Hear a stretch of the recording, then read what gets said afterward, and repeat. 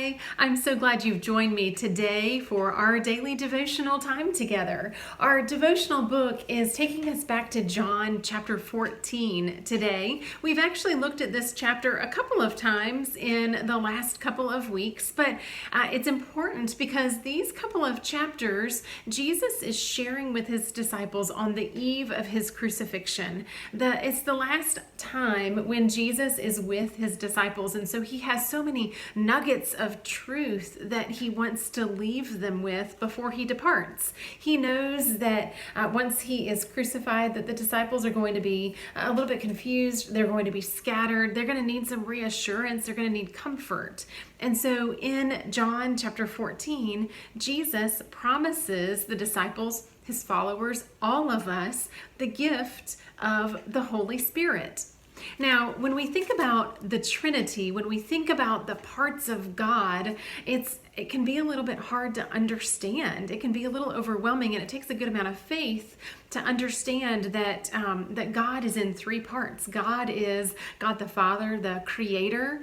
God is Jesus, the man who came and walked this earth 2,000 years ago. And God is the Holy Spirit, that part of God who lives within each one of us.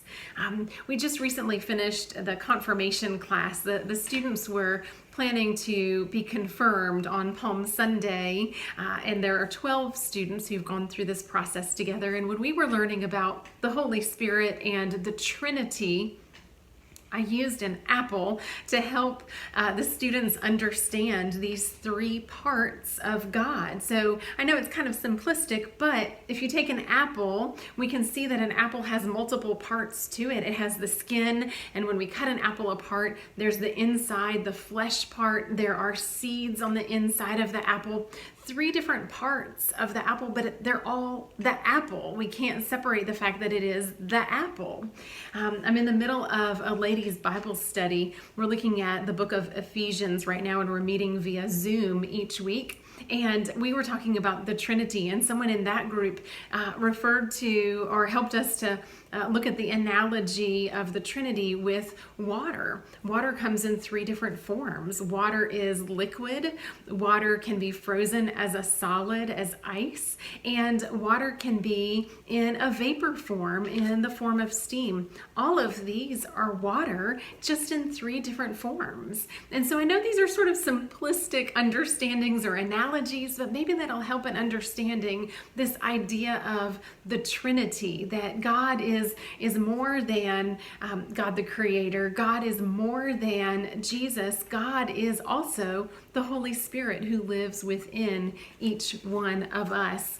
Jesus in John chapter 14 here is promising the disciples, promising us the gift of the Holy Spirit, knowing that we will have the Holy Spirit to walk with us, to guide us, to give us direction, to give us comfort when we need it.